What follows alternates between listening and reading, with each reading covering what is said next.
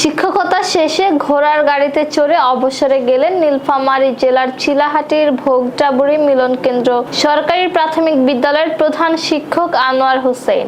প্রিয় শিক্ষকের বিদায়কে স্মরণীয় করে রাখতে শিক্ষক ও শিক্ষার্থীরা দিয়েছেন রাজকীয় সংবর্ধনা।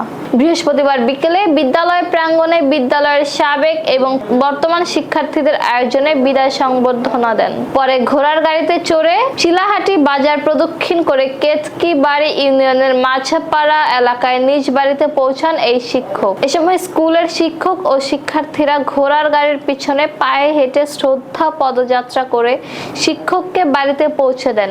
বিদায় সংবর্ধনা অনুষ্ঠানে বিভিন্ন সরকারি বিদ্যালয়ের শিক্ষক কর্মচারী সহ শিক্ষার্থীবৃন্দ উপস্থিত ছিলেন। 1998 সালের মার্চ মাসের 15 তারিখে প্রধান শিক্ষক হিসেবে যোগ দেন তিনি। দীর্ঘ 37 বছর শিক্ষকতা শেষে অবসর নিলেন। 37 বছরের শিক্ষকতা অনেক শিক্ষার্থীদের পেয়েছিলেন, তাদের ভালোবাসাও পেয়েছেন, তাদের মনে স্থান পেয়েছেন বলেই শেষ বিদায়ে তারা এই প্রিয় শিক্ষককে অশ্রুসিক্ত বিদায় দিয়েছেন।